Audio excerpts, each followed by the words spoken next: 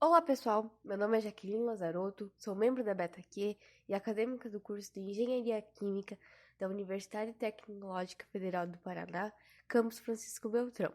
Quero aproveitar já que você está aqui comigo hoje e seguir a gente nas redes sociais. Procure por lá, nós temos no Instagram, no Facebook, é @BTQ. Estamos aqui hoje para falar sobre tratamento de água por osmose reversa.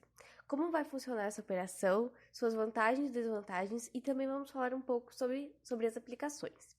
Então, como vocês sabem, o abastecimento de água é uma coisa muito importante, tanto na indústria quanto na vida das pessoas.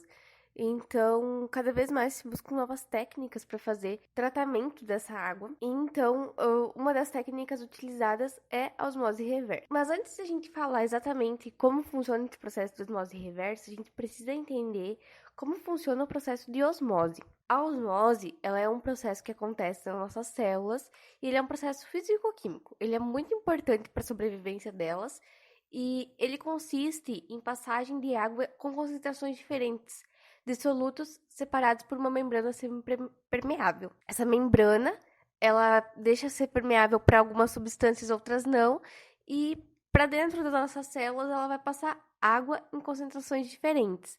Então a água ela vai sempre do meio hipotônico, que é o menos concentrado em soluto, para o meio hipertônico, que é o mais concentrado em soluto. Então, assim, ele atinge o equilíbrio, tornando todos eles isotônicos, né, com a mesma concentração. Além da osmose, a gente também precisa conhecer o conceito de pressão osmótica.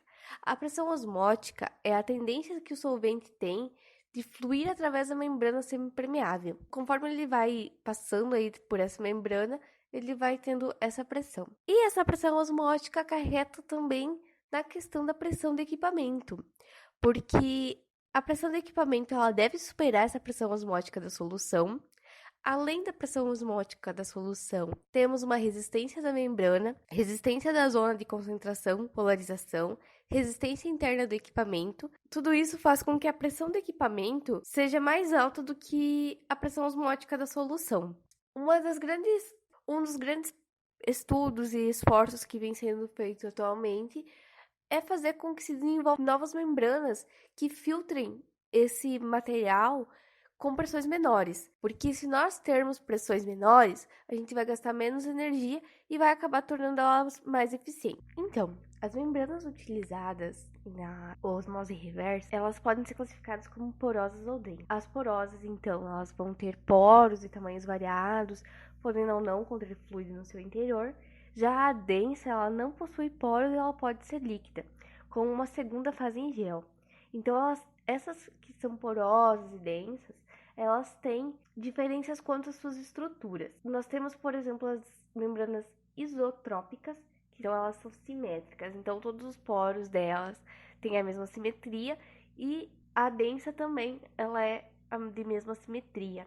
Já as membranas anisotrópicas, que são assimétricas, então todos os poros delas são totalmente assimétricas. As membranas, elas se diferem quanto à estrutura ou morfologia, e essa estrutura determina o mecanismo de separação. Quanto a isso também, ela vai definir aí qual é a sua aplicação. Essas membranas podem ser feitas de diversos materiais, como os metais, cerâmica, filmes homogêneos de polímeros ou de metais, sólidos heterogêneos, vidros e usualmente elas são feitas também de polímeros. Elas podem ser naturais ou sintéticas, neutras ou carregadas. As membranas, como a estrutura da membrana determina o mecanismo de separação, um dos exemplos é que as membranas de cerâmicas elas são de grande importância porque elas vão resistir a altas temperaturas. As membranas líquidas, elas são bastante estudadas, mas ainda não tem muita aplicação industrial, porque elas podem ser encontradas também emulsificadas ou imobilizadas.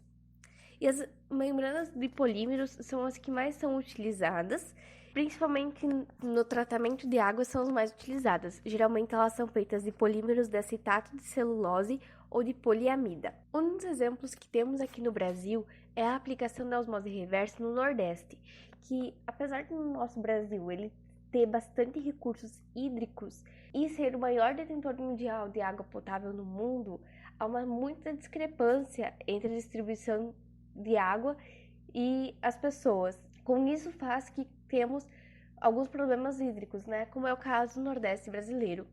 Então, esse método de osmose reversa vem sendo utilizado para captar mais recursos e então eles realizam através da dessalinização da água salobra. Esse método é bastante aplicado porque tem baixos custos de instalação e operação quando comparados aos outros métodos, e também ele tem aí a capacidade de tratar volumes baixos a moderados de água bruta. Então, se as pessoas precisam de menos água, não precisa gastar tanta energia, ele também faz esse processo. E uma excelente qualidade de água tratada. O grande problema de utilizar esse método para refazer o tratamento de água por dessalinização é que um problema desse processo é a questão do resíduo, porque quando você deixa permear e passa a água e retém esse sal, essa água que sobra, a água residual, ela tem muito mais quantidade de sal. E então é um grande risco de contaminação ambiental para poder utilizar esse tipo de método. Então é necessário tipo levar em conta o benefício dessas populações que não têm água com esse risco ambiental associado.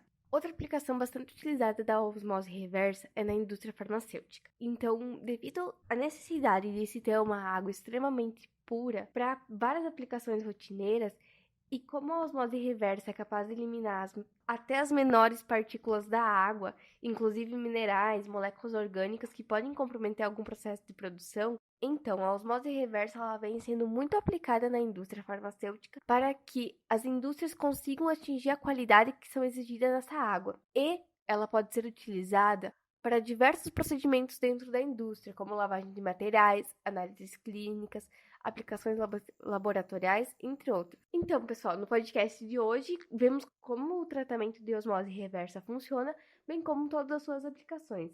Agradeço vocês por terem me acompanhado no dia de hoje. E se você quiser saber mais sobre o assunto, tem vários textos no site da BTQ sobre tratamento de água.